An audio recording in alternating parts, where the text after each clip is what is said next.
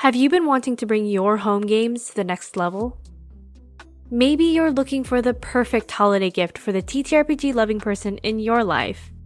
Well, during the Hero Forge Black Friday sale, you can get savings as big as the stories you tell.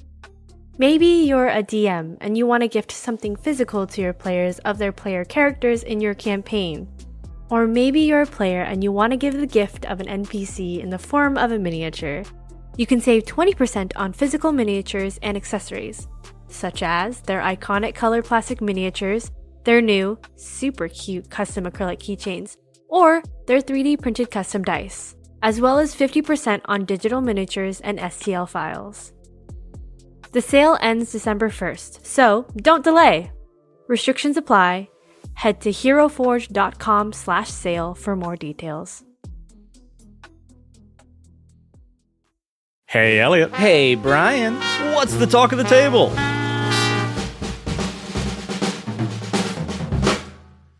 Today, we're sitting down with Devon Chulick, the founder and CEO of StartPlaying.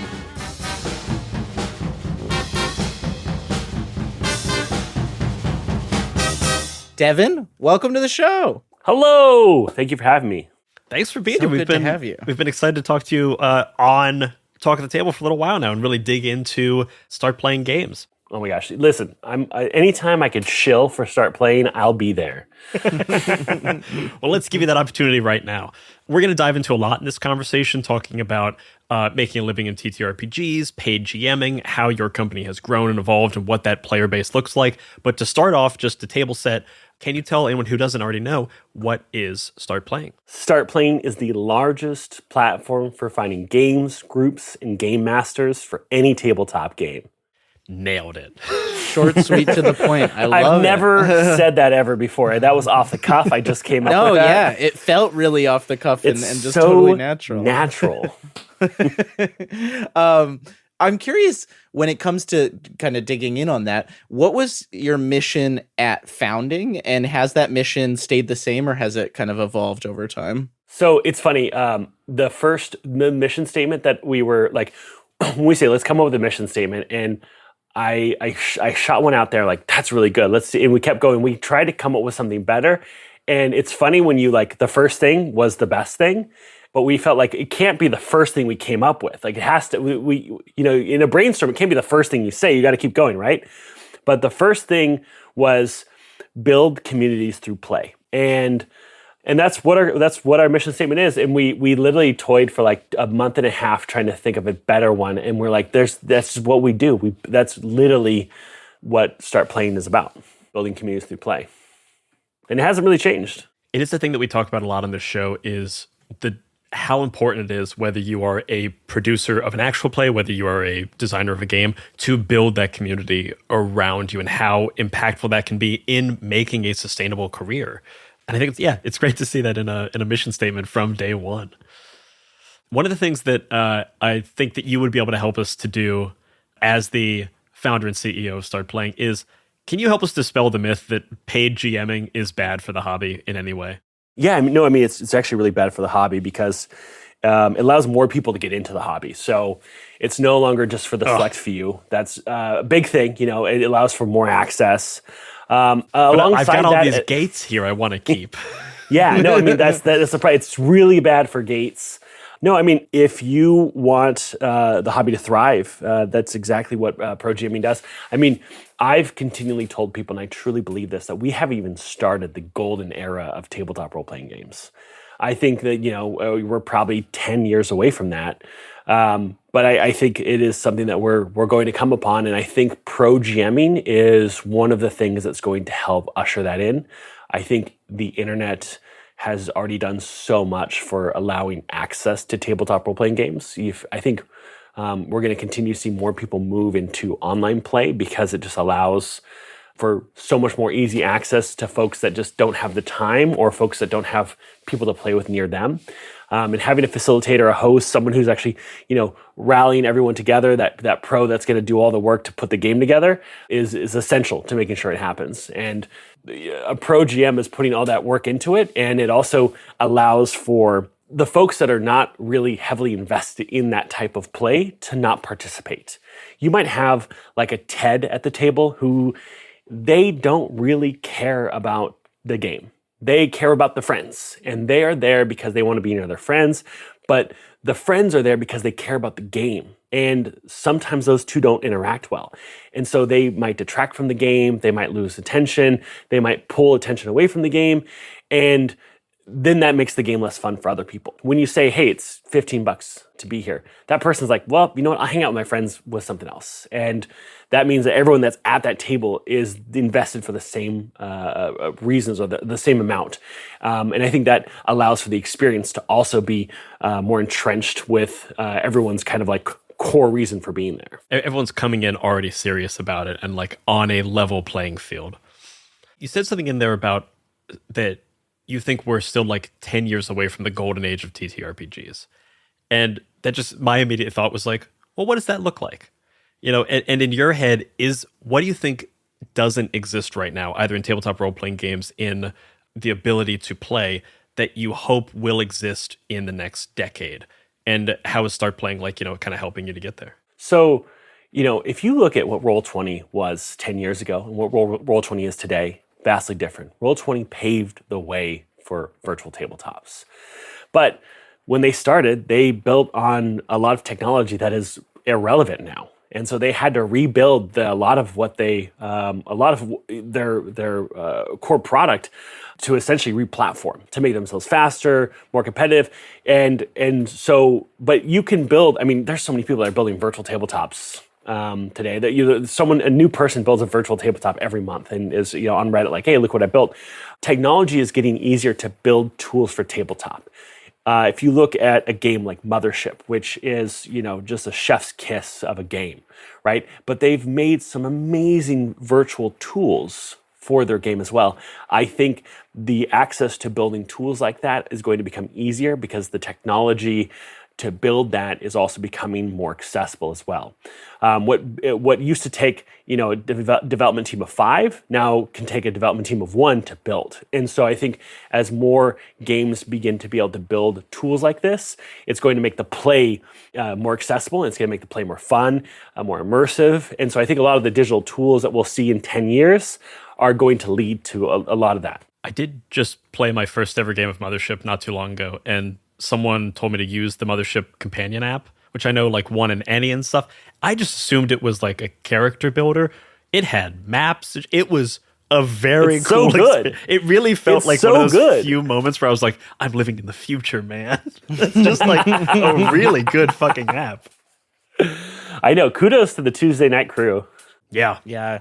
They really nailed it with that one. So to kind of dig in more on this idea of professional GMing for folks listening at home, I'm curious, when you look across the people who've gotten on the platform, is there something that you see in common with successful GMs on your platform? Are there commonalities, common traits, common things these folks are doing? Yeah. They care about customer service. They understand that there's this like soft skills part about, you know, it's not just like, I'm a great GM, show up and play. They're like, hey, like I'm providing a service. I'm going to be a service provider. So that involves having that customer service touch. That really can separate a good GM to a great GM when it comes to like the professional side of things. It's also people that are willing to take feedback. You know, sometimes I see GMs who will receive feedback from a player and they get really defensive about it. And it's because they've been a home GM for so long with players that are just like, hey, this is the only game I get. I'm going to be happy with it. This is great. When people say like they want a little bit more, they're not really receptive to feedback. They don't have that kind of like growth mentality. That's not something we typically see with very successful GMs. So people that are like, you know, like they want feedback, they want to improve, they want to become better. That is a great aspect of a pro GM. People who have that kind of customer service, soft skills is a great part of a GM. And people who are willing to experiment and try things. You know, I always tell people there's no such thing as a silver bullet or an arrow of slaying when it comes to pro GMing. It's 1,000 crossbow bolts. That's how you succeed. You know, it's not one thing that's going to tip you over. It's all the things that build up is greater than the sum of their parts. No one's rolling a D20. Everyone's rolling just a bunch of D4s over and over again. Exactly. You know, it's just this dice. You're just chipping away. I love that you mentioned feedback in there, because I feel like that's one of the tools that you're giving like your community, like this idea of community, to make sure that their experience stays positive. Like they're able, the players are empowered to give the GMs feedback. So on that side of things, how does the player experience and player input make sure that kind of only the GMs who care that much are able to find success? It's actually, so it's really funny, right? Like I remember someone asked me, why do I never see any 2-star GMs on StartPlaying? I was like, because they have 2 stars and they stopped running games.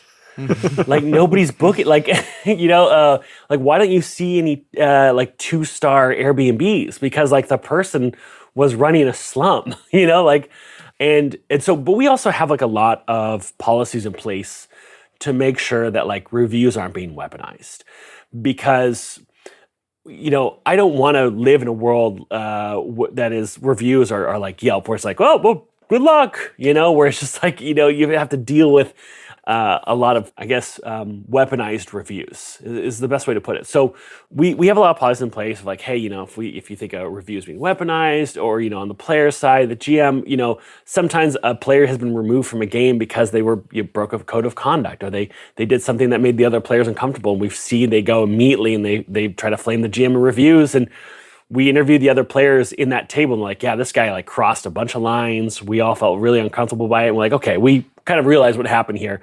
But that's because we have this great team that like goes in and has to do a lot of like human investigation. We can't just make a lot of this automated decisions. It's a lot of nuance. But think about this, like never before have like GMs had all of these testimonials about people's experience playing with them. You have GMs that have hundreds of reviews. I think the average GM has like 23 reviews. And you can see like how many times a player has played with them. It's like, oh, this person's played with this GM for 312 sessions, and this is what they think of them. That's pretty cool. And to see like they also rate this person as a great teacher of the game. And they're also really great with the rule of cool. And you can kind of see what the other players give the proficiencies of that GM. So there's this amazing way to see like how GMs and their play style and the way that they're received by players.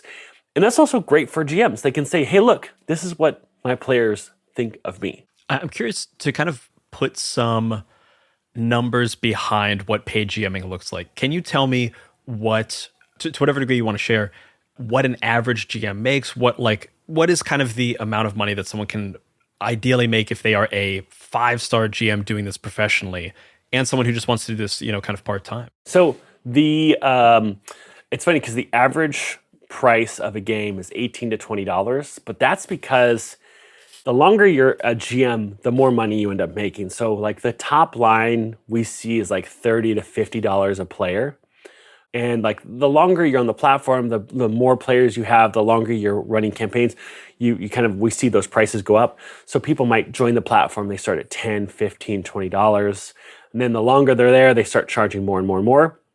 But when they start, so that's kind of why the price floats around 18 to 20 is because new people join and they start a little lower. And then as they get older, But I mean, overall, since we started in 2020, GMs have earned over $50 million running games, which is just a wild number to think about.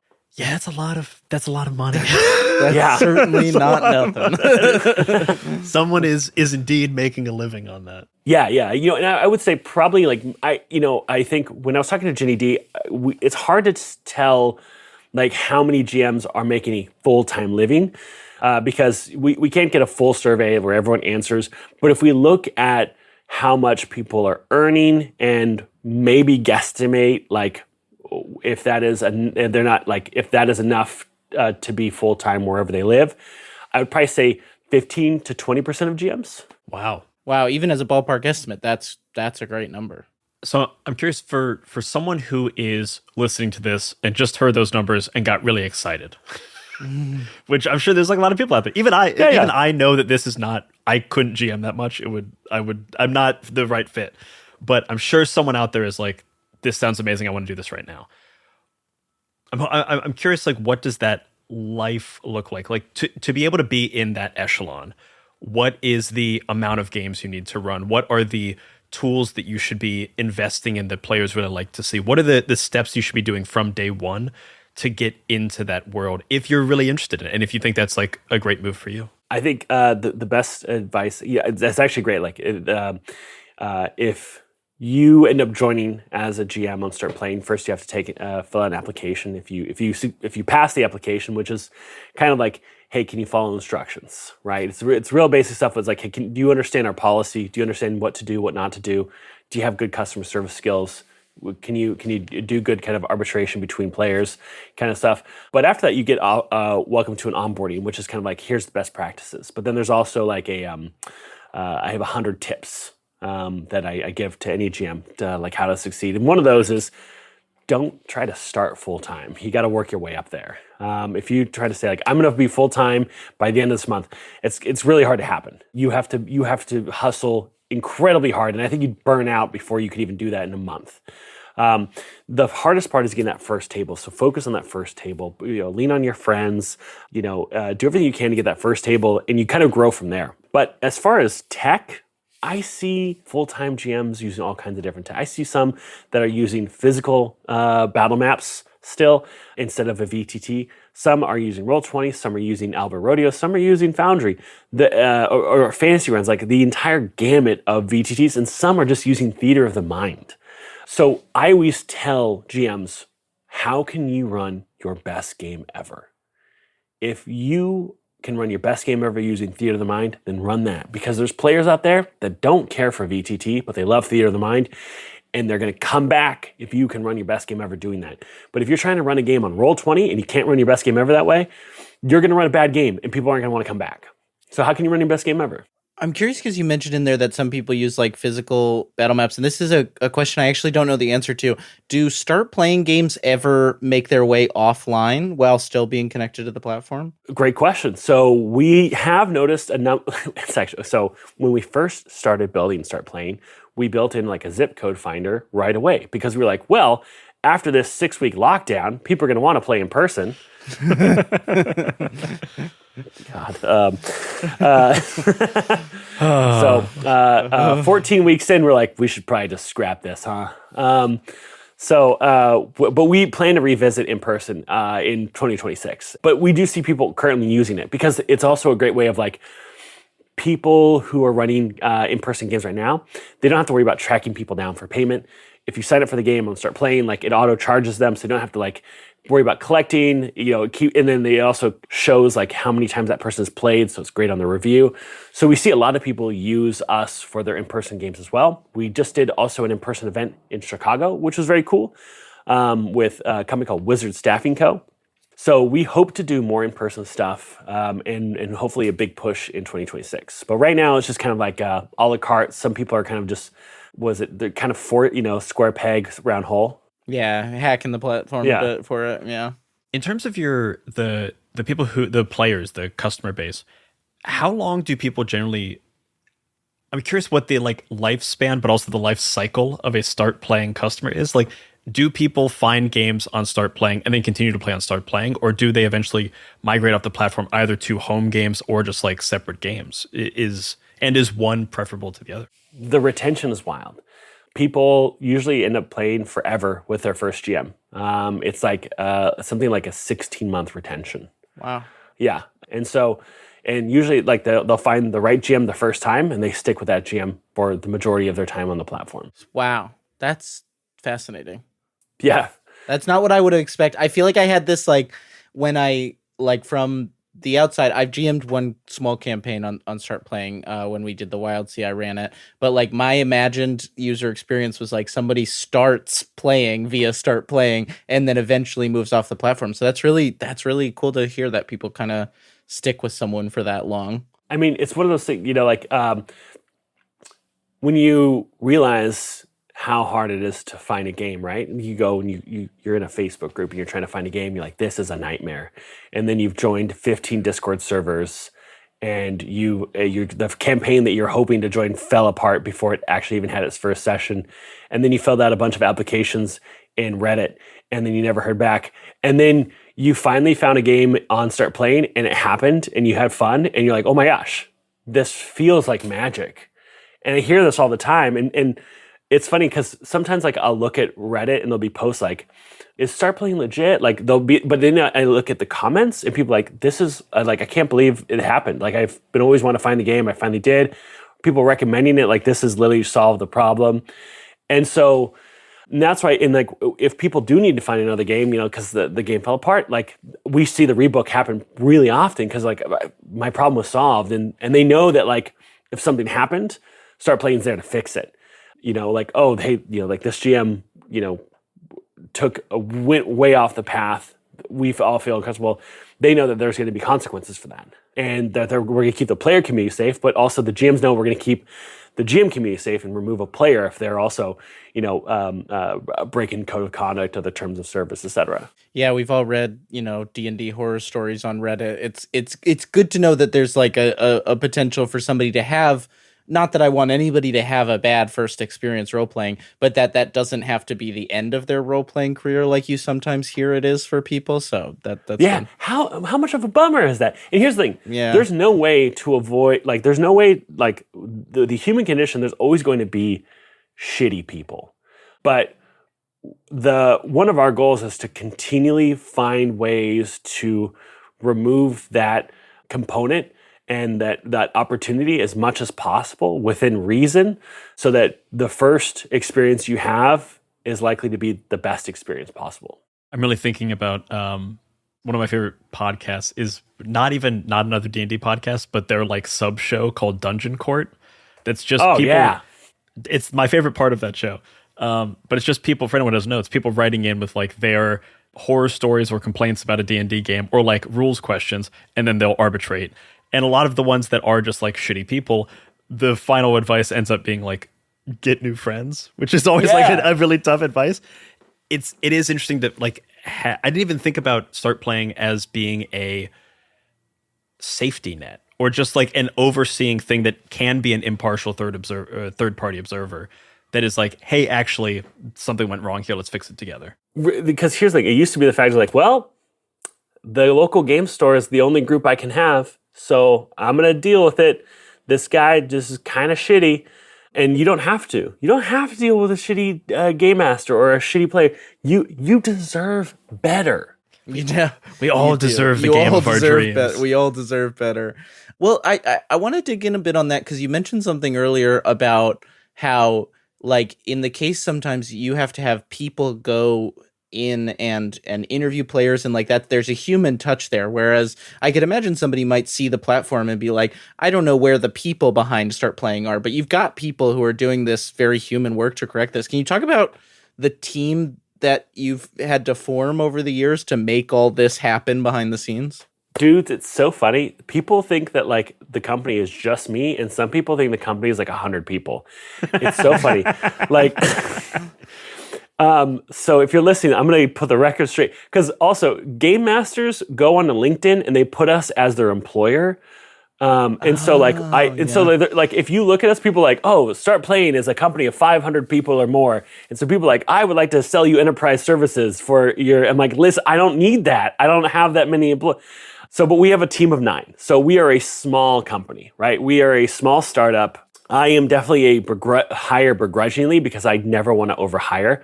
I don't want to be the CEO that lays people off. There's this idea that, usually in some startups, like you hire as much as possible to grow as fast as possible, to build as quickly as possible, and then lay off as necessary. And I more want to like have a team that's going to like stretch ourselves, build as much as we can, be very, very smart about it. Everyone have as much input as possible. And then when we get to the point where we're like, hey, listen, like we need to bring on that next person, those next 3 people, we do. And so that's how we've kind of built it. So we have, a pretty small engineering team, a small customer team. It's just me for, the product and marketing, and then a pretty small design and ops team. And it's interesting because you've got this small sort of lean tech company in a lot of ways, I think you would describe, in, the gaming sphere. And I'm curious, like, how Is everyone at Start Playing a gaming fan? Is that like the kind of people, like the people who end up working on a project like this? Is it like, are they also making a living in TTRPGs, to pull back to our core theme? Yeah, I mean, here's the thing. We just had our company offsite, right? Which is, once a year, because the company is mostly remote. So it's great to get together, but there's half the team is like in the kitchen where we're staying, or like the dining room playing Commander. The other, we're playing a board game. So everyone loves games. We played one of the folks on our customer team, Hunter. He's also one of the professors at D&D and Castles Dungeon Master University. He ran a tournament, a PvP tournament for us. I was like, I don't know if a PvP is good for team building. He's like, it's going to be great, trust me. Where we just like fought each other in a 1v1 till we ended up in another kind of like a tournament bout. And so, we love games, and it's not like it's necessary to have to work there. Like, I would still hire someone amazing if they don't love games, but they love the product. But it just so happens that everyone does like thoroughly love tabletop games, or they love this industry in some way. And which team won the 1v1 tournament? Eng did. Our Eng senior lead did. Hell yeah. It was me. Actually, it was down to me and him, and I was blown away. I was there was no chance. I was annihilated. Hell yeah.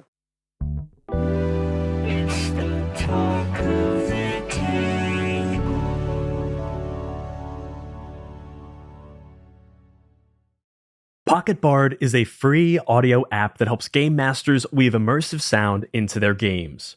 Pocket Bard's design is intuitive and simple to use, but I don't want to just say that. I want to prove it to you here and now, so the rest of this ad you're going to hear is going to be live and uncut while I am actively using the Pocket Bard app. So to start, let's set the scene. Imagine your party has entered a new location, a small town. With just one click, we hear that ambience coming in, but maybe I want to augment the sound of that town a little bit. Maybe the crowd is a bit bigger than what we're hearing here. With just one click, I can add more crowd in. Maybe all of a sudden the skies begin to slightly darken and a rain begins. We can hear that rain start over here. Maybe that rain gets a little bit heavier. Maybe the skies darken even more and we hear thunder and wind whipping around behind us. And all of a sudden, the air drops, the temperature drops, everything feels a little bit more intense as all of a sudden you get to say those 3 magic words as a game master: roll for initiative. And with just one click, that combat music comes in. We can increase or decrease the intensity with the intensity slider, and there are even one-shot sounds that you can use, like the town bell tolling in the background, letting the town know they are under attack. Maybe your ranger is drawing their bow and firing an arrow, and maybe your spellcasters are slinging spells left and right. The whole time you are doing this with just little clicks on your phone. It is incredibly easy to use and very intuitive. It's something I could actually use in my home game to make my sessions more immersive and exciting. So if you want to learn more about Pocket Bard, you can search for it in the App Store or by visiting pocketbard.app.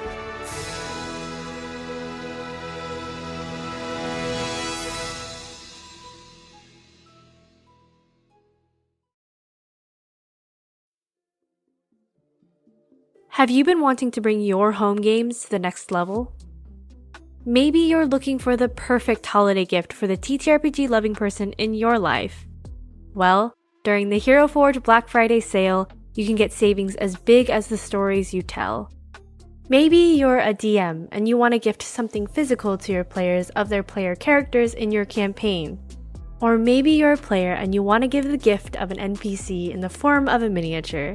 You can save 20% on physical miniatures and accessories, such as their iconic color plastic miniatures, their new, super cute custom acrylic keychains, or their 3D printed custom dice, as well as 50% on digital miniatures and STL files. The sale ends December 1st, so don't delay! Restrictions apply. Head to heroforge.com/sale for more details. Hi, my name is Robin. And my name is Dylan. Do you like Choices Matter video games? If so, we started this podcast, Dorkspawn, so that I could show my best friend my favorite RPG series of all time, Dragon Age. And now that I've played it, we want to share more of these choice-heavy games with each other. Right now, Robin is showing me Mass Effect, which I have never played before. And we are going to continue playing through these games together and discussing them book club style as we go. You can join our Discord and play along with us, and tune into Dorkspawn every Friday wherever you listen to podcasts.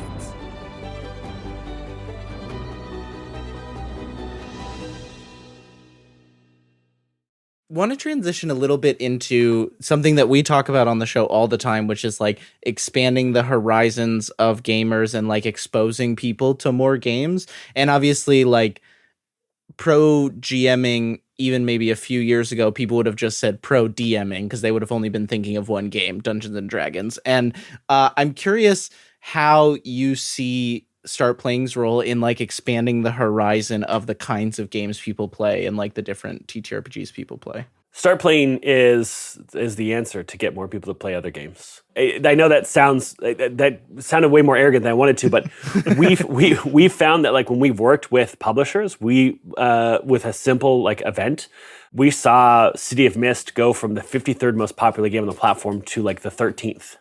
Oh, wow. Just by an event. And what that means is we say, GMs, this publisher wants to do an event with us. They're going to give you a free version of the game if you run a session of it and you schedule one out.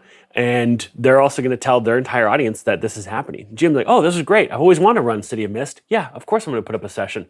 A lot of these GMs already have a community. And they're like, hey, I'm going to be running this City of Mist game. A lot of players are like, oh my gosh, I would love to try that. Because here's the thing. Players love their GM. And if the GM loves a game, they're going to want to try that. The thing is, the players aren't as stuck in a system, we've noticed, as they are stuck with their GM. They really love their GM. And there's something about like, if they're having a great experience and they really trust the GM and the GM's like excited about something, they'll want to try that.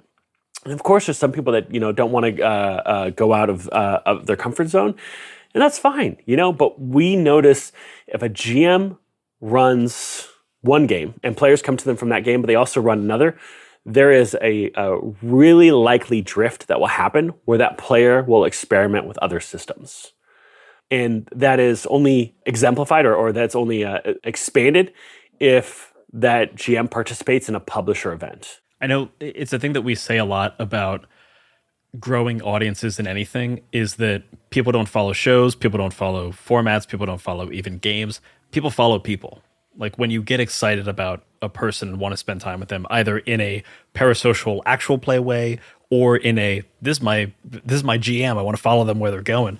That's the strongest relationship you're going to have, and that's going to be the one that changes the way you behave more than anything else. Yeah. And inventory is a big thing, right? Because here's the thing, there's 7,923 tabletop RPGs that have ever been made. I counted them individually earlier today. But not everyone can you find a game for. But if a publisher who makes that game is like, hey, let's get people excited about this game. They have an audience that wants to play this game. They're on a newsletter because they like the game. They probably bought it. They probably backed it on Kickstarter just to have it sit on a shelf like I have behind me that you guys can see, but the listeners can't, that they've never cracked. I mean, if I look here, I have, I'm actually pretty good at it. There's only eight books here that I haven't played, but I'm blessed. All right, that is impressive. It would be embarrassing. It'd be embarrassing if I right. But when a publisher's like, hey, I'm going to send this audience because they want to play the game that we've sold them that we make. Here's a bunch of GMs that are ready to run it. And GMs are excited to run it because they know the publisher is going to send a excited audience to them. So that kind of partnership stuff, it lets these more niche games or indie games really thrive on StartPlaying. This is maybe just like a good calling all publishers. Let StartPlaying know if you want them to play your game. It seems to be a pretty good way to get people to play some games. It costs them like almost nothing. Like just give the games away for free to the GMs. I don't charge publishers for this. I'm not going to build a business model that involves charging publishers. Interesting.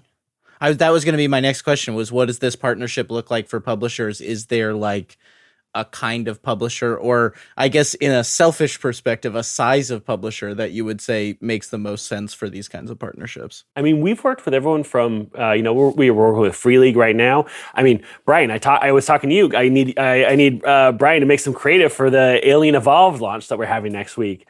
Of course, we worked with Daggerheart. I think it's kind of like the size of the publisher.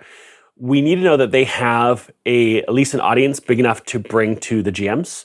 And then depending on the size and effort that they can put behind it, also determines how much dollars we'll actually put behind the event as well. So we'll sometimes put marketing spend behind these events by hiring folks like Brian and other creators to create social content to promote the event or to create ads that also drive people to these games. It's always funny. I often hear GMs say, "I wish you'd do more for indie games." I'm like, we do a lot. And the thing is, we're going to continue to do a lot. It's just there's only so much we can do with the bandwidth we have. And so we have to be very pointed and direct. And so, but the publishers help us make the most impact. And so Daggerheart, not only did they have us get a shout out on Critical Role with Matt Mercer talking about, hey, you can find a game of Daggerheart, which is great. But then we were able to hire all these amazing creators to also promote the event. So it's kind of it really is a partnership, like we're willing to put in dollars to make this successful because the publisher is willing to really put as much effort as they can behind it. And I'm kind of curious, like just more on like the game designer and publisher perspective, is there a kind of game that you think is most attractive to the StartPlaying model, or like when people, not that I don't think anybody would, when they sit down to design their game, be like, I'm going to design my game for StartPlaying. But like, is there, when a publisher is considering a game that might make sense for this kind of partnership, is there a kind of game that you think works particularly well with the platform? I can maybe only tell you the game that doesn't. Sure. GMless. Yeah. That makes sense. There's a lot of games that like, there's a lot of games that like I see GMs trying to run and they're a little bit, but I do see like some GMs running like Ghosts of the Discord, right? Which like they're like, I'm gonna organize this for everyone, and like I'll kind of be like the host and moderator and walk you through it, which is interesting because like that kind of works. Like Alice is Missing, like that actually works surprisingly well. Elliot, your newest game would be a little bit harder. Yeah, for sure. Right? But there are some GMs who are great duet GMs who I think would kind of crush it, with the time we have. Which is out now if you're looking to get it. Great game for 2 players. Simple plug. Thank you very much. There's the standard edition, also the very fancy collector's edition. All right. So I think right now, StartPlaying still really thrives in your classic, referee player style game. But I don't know what the future is going to look like. And I really would love to solve board games, but digital board games is hard. In person, like I hire people all the time when I play a board game at Gen Con. Like, I don't know, I don't want to read the rules. Just tell me how it plays. Like, can I give you $50 to come and just sit here and just tell us what to do on our turns? And I kind of like that, but not everyone's like that. So I don't know how we can help with board games or GMless games, but a lot of people love the Quiet Year and they run that on StartPlaying. So there is this space for it. Do you have any statistics or just kind of like general trends that you've seen since the inception of StartPlaying to now of what I'm kind of looking for is like a pie chart percentage of like D&D versus I want to say indie games, but really what I mean to say is non-D&D games. And have you seen anything particularly come to the forefront or like make its way to the front of the pack from the indie sphere? Yeah. I mean, Daggerheart has made a huge splash. Sure. I would say Daggerheart is probably on its way to becoming the second most popular game on the platform. It's really running up there, getting really close to kind of Pathfinder numbers. But every time I hear people talk about the idea of a D&D killer, that doesn't exist. You need another 30 years of nostalgia of a different game for that to be the case. And D&D is still the leading driver of growth for other games. Like I said, like the game that drives the most new users is still D&D, but GMs who run D&D and other games still have the highest amount of drift into other games.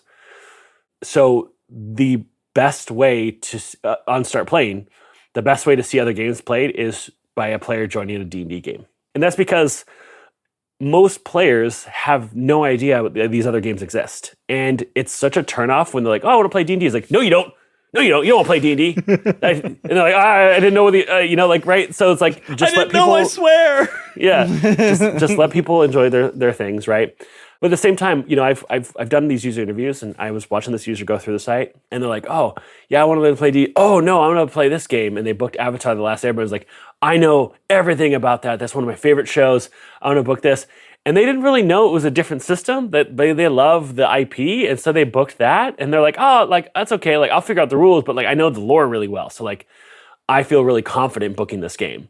And so there's something to be said about really popular IPs, standing on their own legs. But everything else, it's going to grow because someone is introduced into the hobby through D&D usually, and then they explore other systems. And that's truly where we've seen the most growth into third-party systems. We've seen more growth from I started D&D and then to another system. I think especially because we produce an actual play podcast that is all indie games. In My First Dungeon, we all, and most of the shows on network, long for that day when we can say actual play podcast or TTRPG podcast, and that mean the same thing, and not ever have to see someone say D&D podcast to describe a podcast playing the Wild Sea or something. Yeah. Yeah. So it is a thing that I'm very aware of, that D&D is always, I don't want to say always, but is for the very foreseeable future going to be that 1,000-pound elephant in the room. Iconically synonymous, But I do long for that future.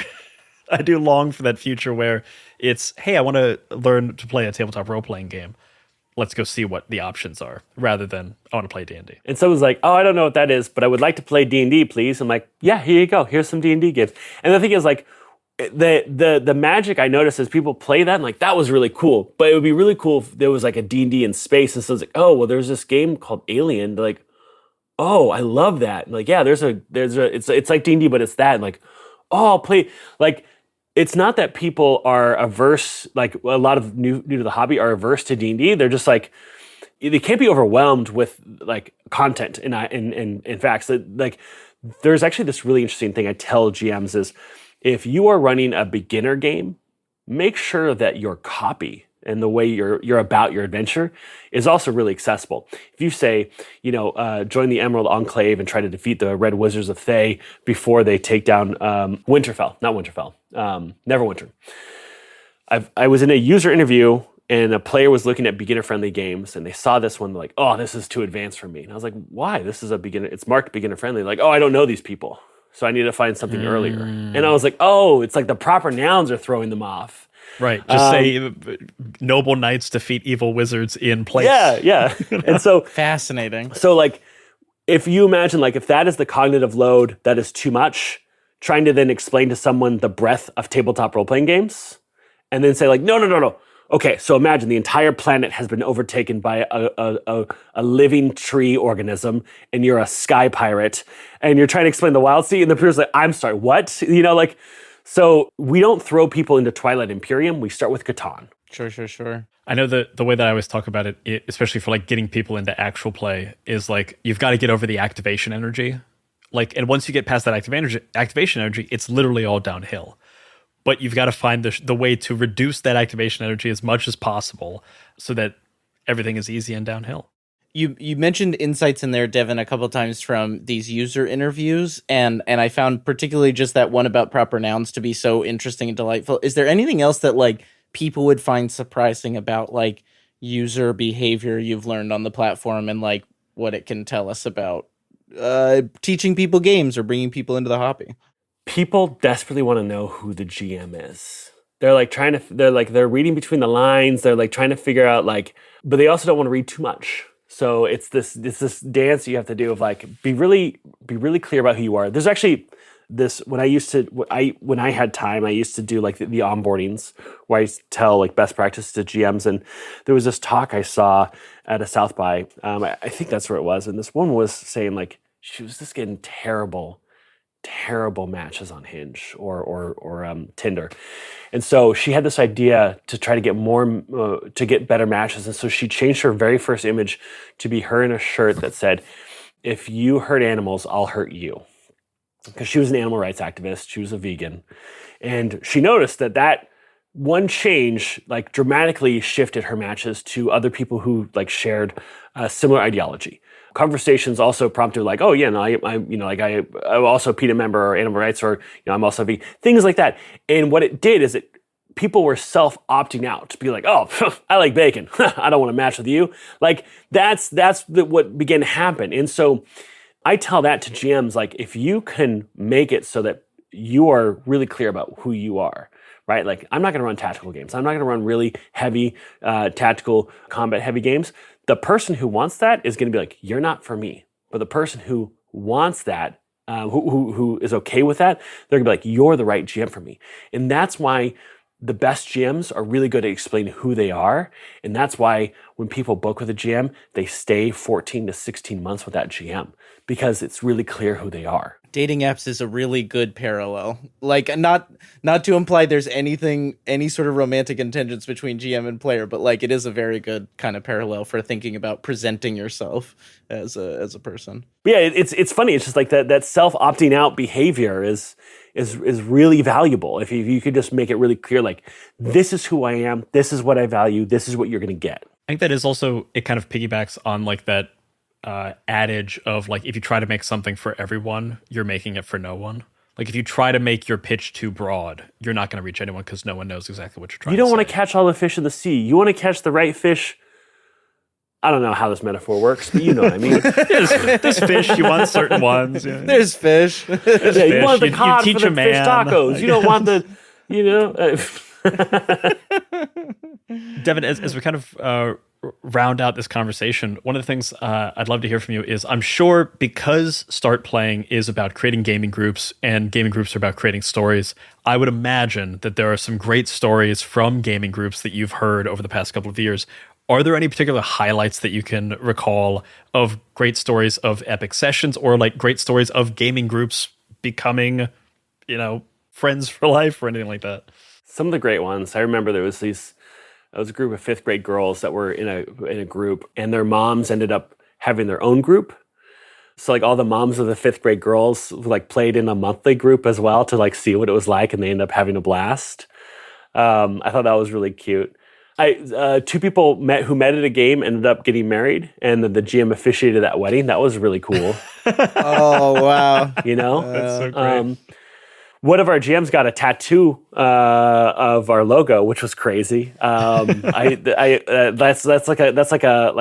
a check mark, a bucket list thing of like you've really made it that someone got a tattoo of your brand. You got to send that person like a little bonus of something. Yeah, right? just something.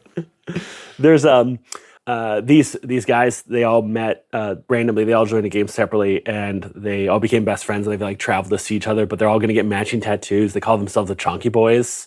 Like that's their in-game name for their party. And so like that's like there's a game master only Discord that you get access to after you join as a GM, and there's a channel called Success Stories, and every day I go and I read those, and like there's just some crazy stuff, and it makes me so happy. Like it's not lost on me like how great this job is and what we get to do, and that people, I mean it's gig work, right? But it is not DoorDash, it is not Uber, it is people like still have to pay rent. And even if the world's on fire, you still have to pay rent and you still have to buy groceries, but people can get a little bit of joy out of that labor, and they can create these communities, and those communities create friendships and joy and belonging, and it's all through play. And it's not lost on me on how great of a feeling that all those communities provide for each other, and it makes me so happy that I get to be a part of that.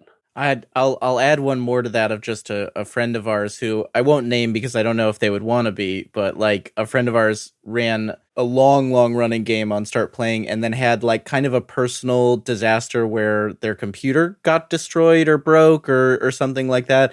And one of their long-term multi-year Start Playing players like replaced their computer for them because they were just like, hey, like, I really, believe in what you do and want you to be able to keep doing it. So like, and they had the extra money to do so. And it was just, I remember seeing that and being like, that's really special. Damn. Oh, I love that. Because the thing is, like, it's these small communities, right? Like things like Twitch, where one person can have 90% of the views, right? No one dungeon master can have 90% of the players on DM. Well, no one GM can have 90% of the players. So the communities, like, they can't get big. They can't get past a certain point. So they have to stay small enough where they still become so impactful that you also see these weird, cool forms of mutual aid forming between them as well. And they go past this idea of just like transactional. They become really important. And sometimes people say, it can't be real, you're paying for it. And we pay for all sorts of things throughout our lives. You might buy something from the same bodega every day, but that doesn't mean that bodega owner isn't someone who becomes a friend, who becomes, part of your community.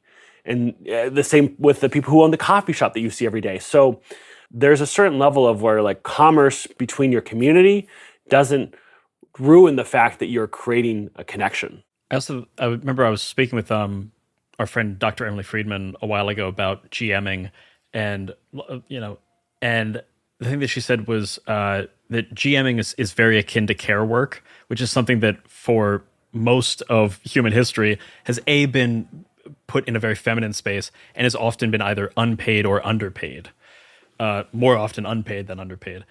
And it is great to be able to find community that's able to support the people doing that kind of care work that GMing is most akin to in the way that most people do it. That's so interesting. I never even thought about that. I'm also just reminded that I know my wife, when we first met, was doing like a rec soccer league or a rec volleyball league, like through Zog Sports or something. And I'm pretty sure that was like a couple $100 for like a season. This is the fact that there is a Zog Sport league that you pay $200 for does not mean you cannot go play soccer out in the field for free. It just means there are going to be a bunch of people at the field that are there. I know, like it takes a lot to organize. Listen, I don't want to call a bunch of schools and try to find out which field I can rent. And then, like I want someone else to do that for me. Yeah. Hell yeah. Well, Devon, we've reached that time in the show where we ask you the question we ask every one of our guests that comes on Talk of the Table, and that is, what are you bringing to the table? And this is just our cute way of asking you for a recommendation to our audience, anything under the sun that you would like to recommend to our listeners today. Okay. I know everyone's already talked about Shadow Dark. Shadow Dark has been recommended too much. But I'm going to say it again. Shadow Dark is so good. Playing it really made me feel like I was playing D&D again for the very first time. So I love Shadow Dark. But if you're like, you know what, you need a break, go play Dispatch. It's not a tabletop game, but it's so fun. That's all I'm talking about right now is play Dispatch. It's a really fun video game. Have you guys heard of this? No, I don't know anything about Dispatch. I don't know what it is. Critical Role is part of it. It's a video game. It's like a Telltale choose your own adventure type of game. It's so fun. I'm gonna replay it. I never replay games. I hate replaying. I hate rewatching things. I can't wait till I go home tonight and replay it. a ringing endorsement if I ever heard one. Thank you, Devon, so much for coming to the table. Do you want to let people know before you go where they can find you online and also where they can find Start Playing? You can find me everywhere online where you can find people at just Devon Chulick. And of course, you can find Start Playing anywhere as well, just at Start Playing. And of course, our website, startplaying.com. Hell yes. And if you want more gaming content from us here at Talk of the Table, you can check out the Many-Sided newsletter or talk about this episode and all of our other episodes over on the Many-Sided Media Discord. Both of those are going to be linked in our show notes. And if you want to support this show and help us continue to make Talk of the Table, My First Dungeon, and all the other shows that we make, you can also become a member of the Many-Sided Media Patreon, where you can get access to ad-free episodes, bonus roundtables, cast talkbacks for My First Dungeon, monthly bonus actual plays, We've even released a couple of like short games on there for free and original music. And as always, rate, review, and follow Talking the Table wherever you get your podcasts. And that's what the table is talking about. Bye-bye, everybody. Bye-bye.